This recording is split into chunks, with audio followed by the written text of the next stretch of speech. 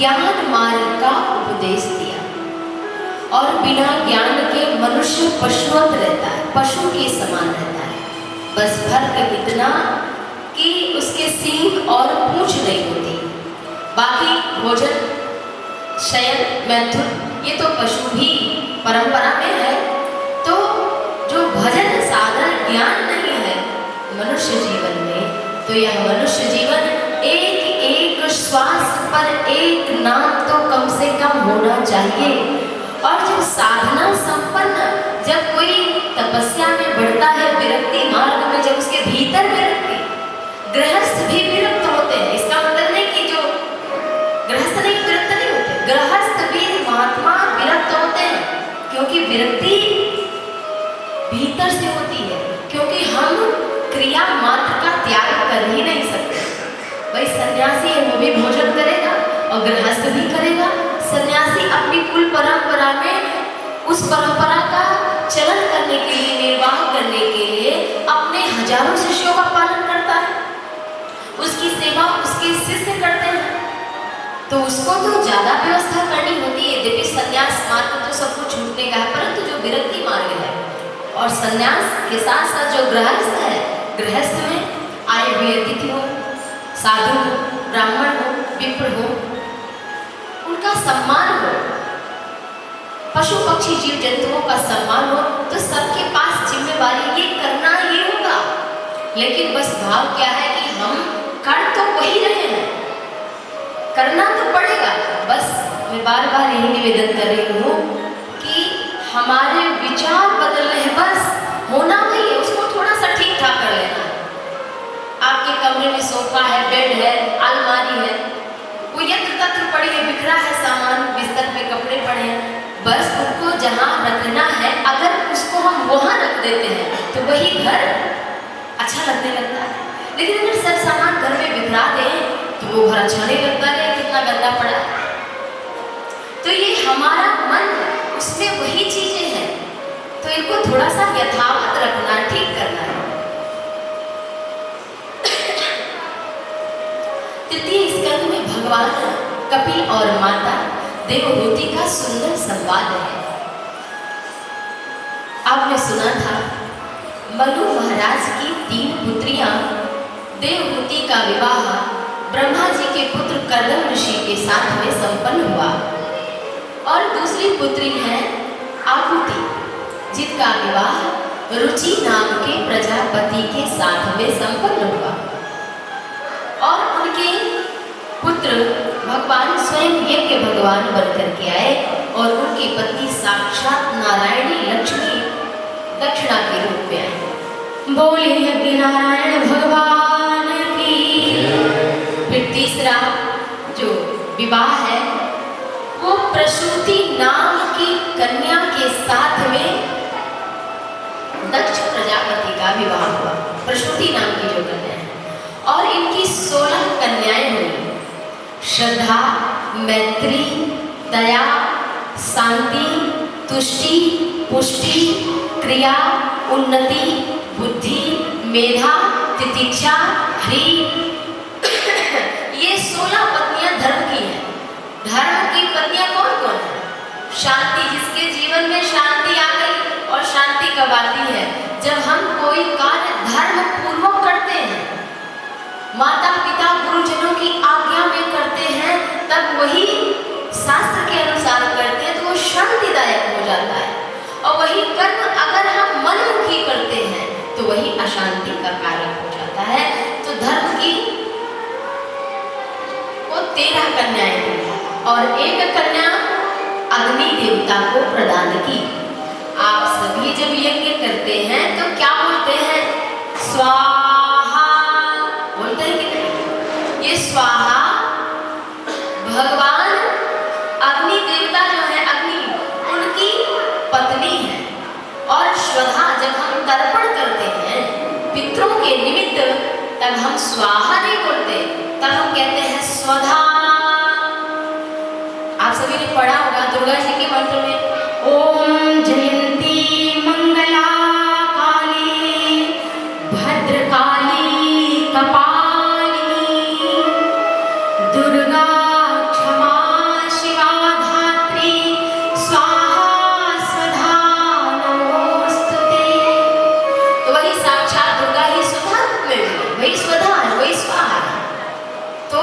बिना स्वधा बोले, जो जिनके पास बहुत गरीबी है, अपने पितरों का तर्पण नहीं करते, ब्राह्मण विप्र संत जनों को भोजन नहीं करा सकते, शास्त्रों में आज्ञा है कि वो या तो गाय को केवल ग्रास ही खिलावे, कुछ नहीं, आप इतने अकिंचन हैं, अरे इतनी गरीबी, और इतना भी नहीं कर सकते, आप ऐसी परिस्थिति में आ गए हैं कि गाय भी नहीं है, तो आप बस 3 बार स्वधा स्वधा स्वधा बोल दीजिए, आपके पितरों को तृप्ति मिल जाती है।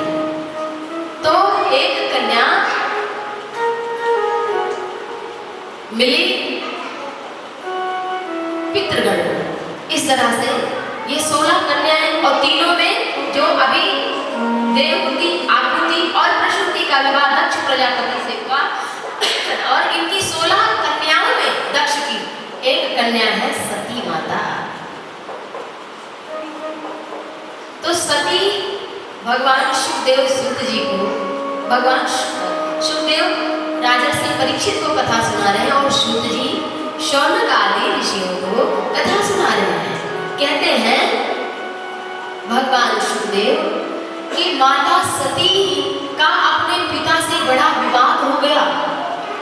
भगवान शंकर का अपने ससुर दक्ष प्रजापति से बड़ा विवाद हो गया। पिता के यहाँ यज्ञ था, उस यज्ञ में माता सती ने अपने शरीर को भस्म कर दिया।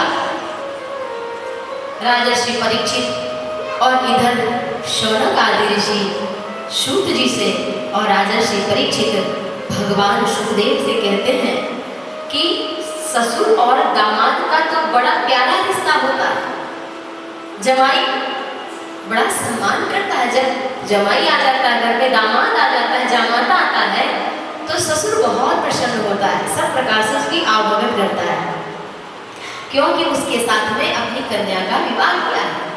ये तो ये कैसे हो गया कि ससुर से? तब ये कथा बहुत विस्तार से तो भागवत में नहीं है, परंतु शिव पुराण में यह कथा बहुत विस्तार से सुनाई गई। भगवान सुखदेव कहते हैं, प्रजापति ससुरस्य सांप्रतम निर्यापितो यज्ञ महोत्सवः किल वयं च तत्राभिशराम वामते यद्यार्थितानि विबुधा व्रजन्ति। एक बार ब्रह्म सत्र हुआ, बहुत ध्यान से कथा सुनना। ब्रह्म सत्र एक आयोजन जिसे आज के मीटिंग कहते हैं, एक सत्र हुआ, मीटिंग हुई तीर्थों के राजा प्रयाग में।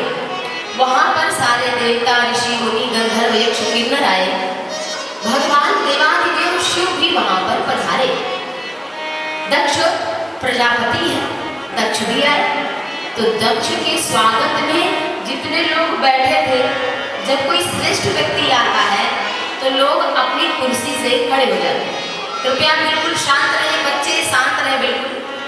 जय जय श्री राधे। तो दक्ष प्रजापति ने देखा कि भगवान शंकर अपने आसन पर बैठे हैं और ध्यान में। शंकर जी तो निरंतर प्रभु श्री राम का चिंतन किया करते हैं। संतत जपत सब अविनाशी, शिव भगवान ज्ञान गुण राशि। सदैव प्रभु श्री राम के नाम का जप और उन्हीं का ध्यान करते रहते हैं। उन्होंने देखा नहीं कि ससुर जी आए हैं तो वो खड़े नहीं, बाकी तो सब के सब खड़े हो गए। ये देख करके दक्ष प्रजापति उपस्थित सभी देवताओं, ऋषियों, गंधर्व, यक्षों के सामने भगवान शिव महादेव का अपमान कर दिया। अरे बोले, ये दुष्ट जो संघन बैठा है यहाँ पर, बंदर जैसी आंख वाला, अरे इसको इतनी भी सभ्यता नहीं है। कोई श्रेष्ठ व्यक्ति आए तो उसको प्रणाम कर लेना चाहिए, ये मूर्ख है। इस तरह के शब्दों का देवाधिदेव महादेव के लिए अपमान के शब्द प्रयोग किए। लेकिन भगवान शिव समर्थवान होते हुए भी, करालम महाकाल कालम कृपालम, भगवान शंकर तो कालों के भी काल महाकाल हैं। इतनी सामर्थ्यवान होने पर भी अपने अपमान का कोई बदला, कोई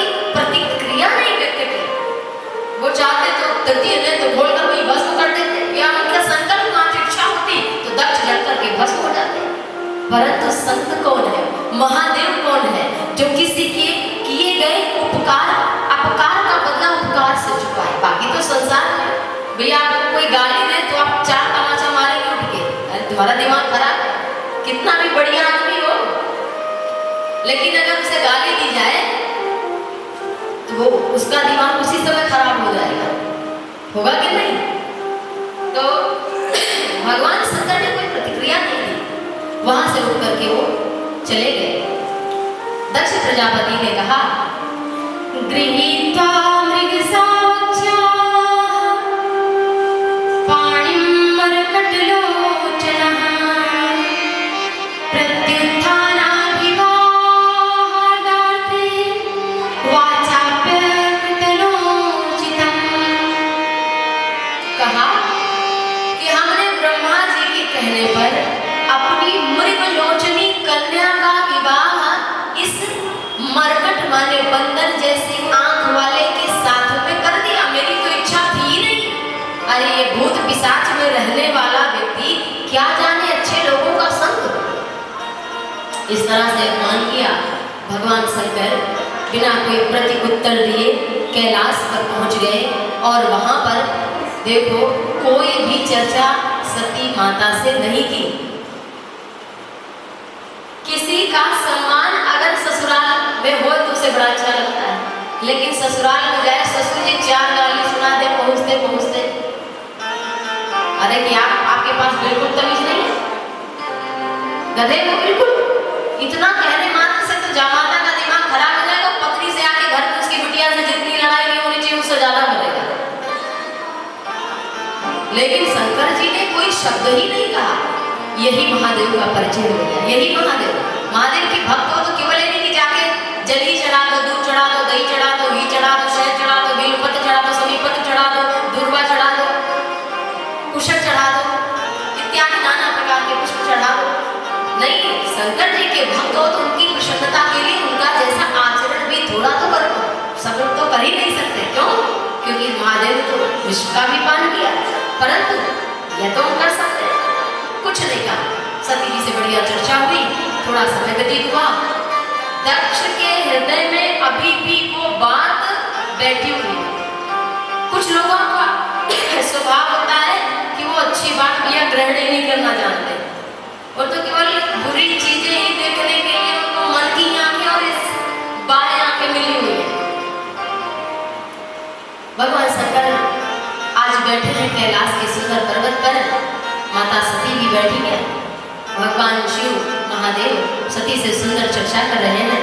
उसी समय आकाश में देखा कि विमान से देवी देवता सुंदर गान करते हुए दक्ष प्रजापति के यहाँ हरिद्वार कनखल में महायज्ञ हो रहा है। लेकिन ये यज्ञ क्यों है? नीचा दिखाने के लिए महादेव को निमंत्रण भी नहीं भेजा। यह जानकर भगवान नारायण और ब्रह्मा जी भी वहां नहीं जा रहे, बाकी सारे देवता जा रहे हैं। जरा आप सोचिए, जब देवताओं पर संपूर्ण सृष्टि पर विपत्ति आई तब सबने किसको पुकारा? महादेव को विष पीजिए। लेकिन आज जब विष पीने के लिए बुलाना था तो महादेव को बुलाया गया, और जब कहीं अच्छी जगह जाने की बात आई तो महादेव को छोड़कर देवता चले जा रहे हैं। यही देवता का परिचय है और महादेव का परिचय। वो तो परमार्थ के लिए विष का भी पान कर लेते हैं। शंकर जी से माता सती ने कहा, देखो सब कहाँ जा रहे हैं? सुनाई पड़ा कान में कि दक्ष प्रजापति के यहाँ यज्ञ है। अरे हमारे पिताजी के यहाँ यज्ञ है, मैं भी जाऊंगी। भगवान शंकर ने अभी तक वो बात नहीं कही।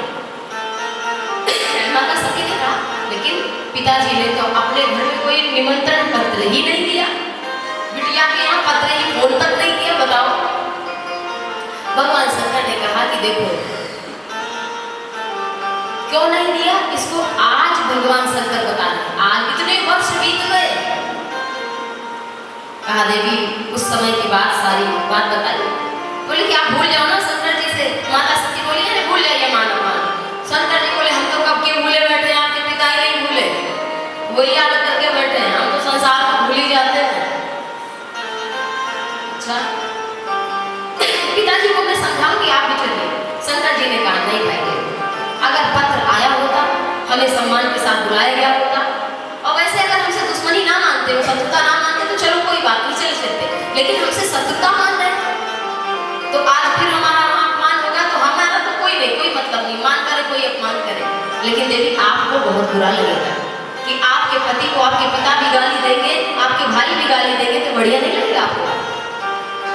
भगवान शंकर ने कहा, और ये रामचरितमानस में भी कही गई ये बात, जदपि मित्र प्रभु पितु गुर गेहा, जदपि मित्र प्रभु पितु गुर गेहा, जाहि बिनु बोले न सनेहा।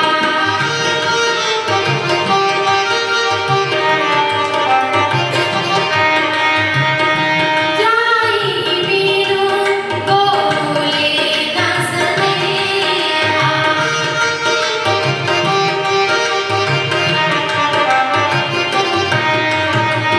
तदपि विरोध मान जहाँ कोई, तदपि विरोध मान जहाँ कोई, कहाँ गए कल्याण न होए।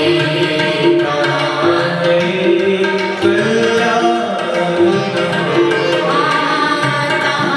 गए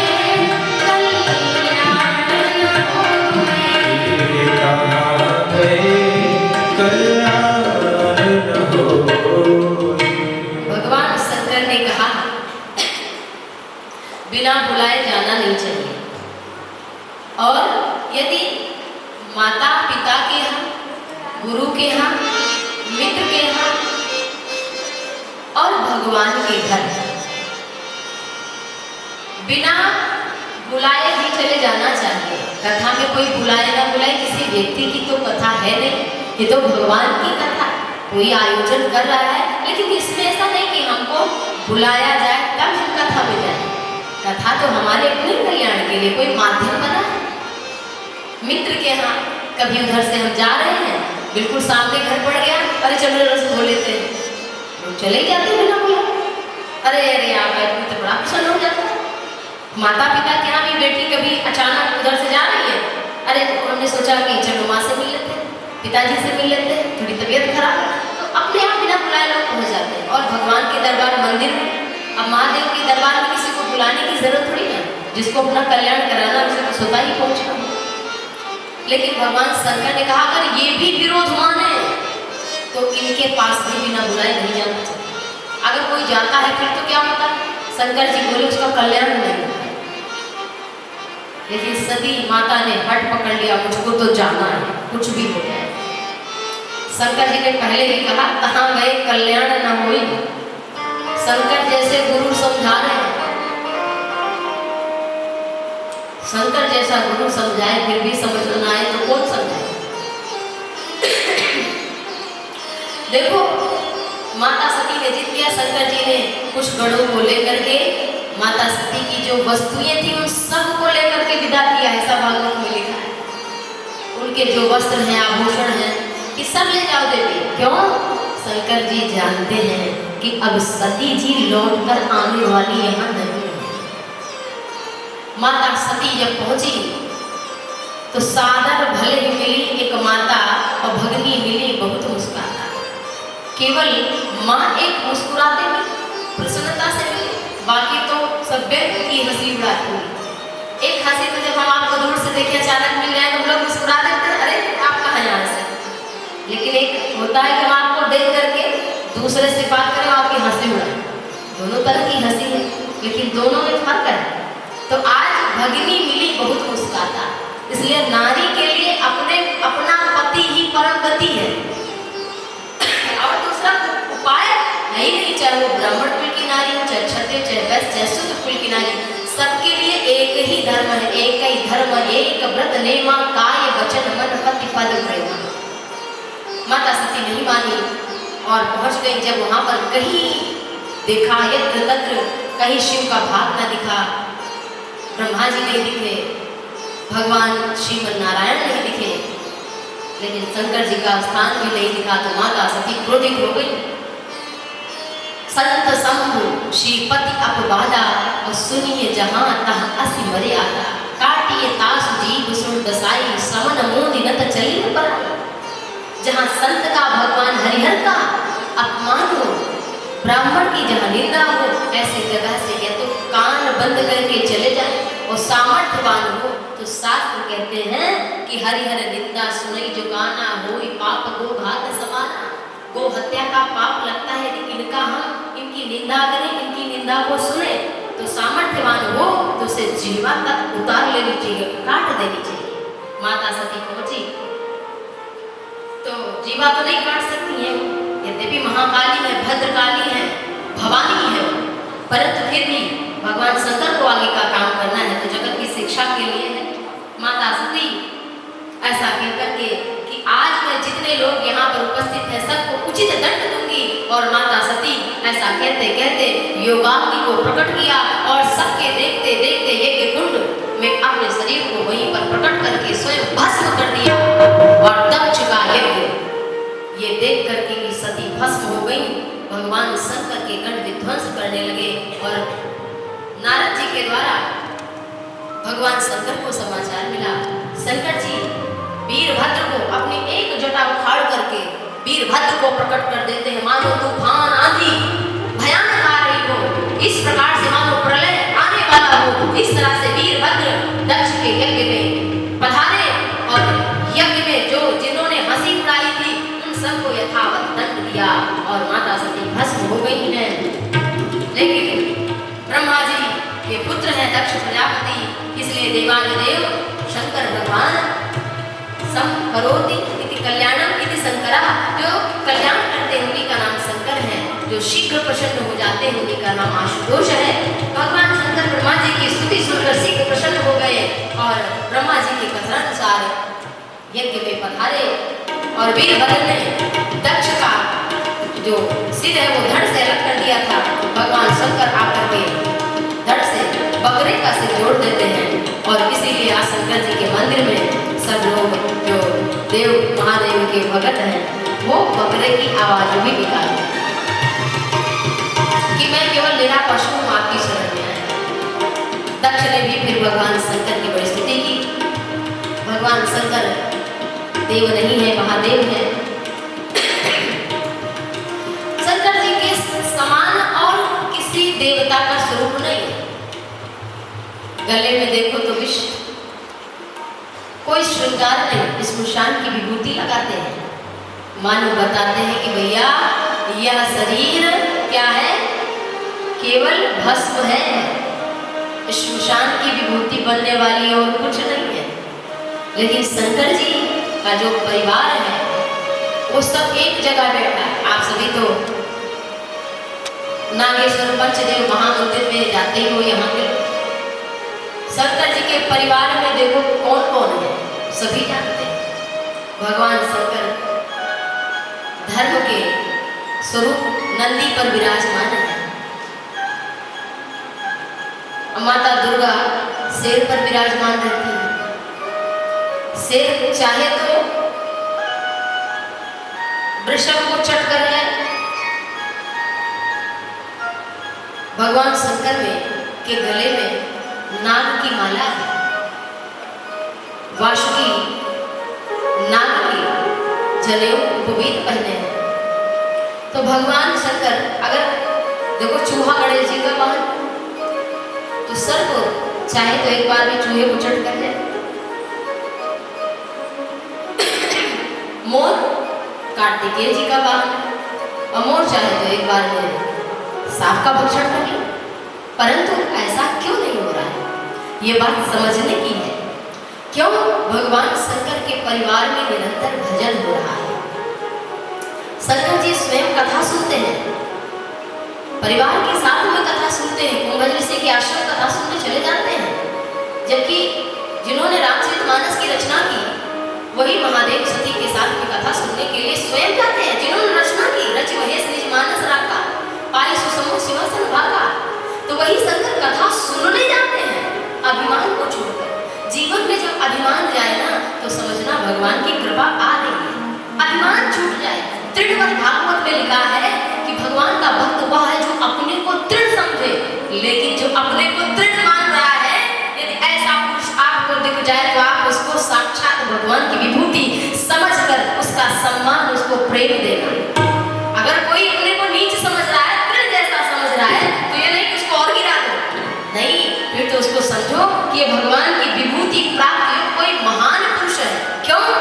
क्योंकि उसके भीतर से अभिमान रूपी रोग निकल गया। भगवान शंकर के भीतर अभिमान नहीं। भजन ईश भजन सारथी सुजान, जिसका परिवार सत्संग करेगा उसके घर में शांति बनी रहेगी। और शंकर तो श्मशानवासी है, तो यह सब कुछ हमें प्राप्त होता है महादेव की कथाओं से। समय ज्यादा नहीं है, आइए भोलेनाथ को प्रणाम कर ले। भगवान शंकर डमरू बजाते हैं, हाथ में त्रिशूल मानो दैनिक दैनिक भौतिकता इन्हीं के वश में है हम, लेकिन महादेव त्रिशूल माने दैनिक दैनिक भौतिक तीन शूल हमको सताते हैं। इनको अपनी मुट्ठी में भजन के राम नाम के प्रभाव से अपने वश में कर लिया है। डमरू निनाद नाद जो हमारे भीतर हमारी आत्मा स्वरूप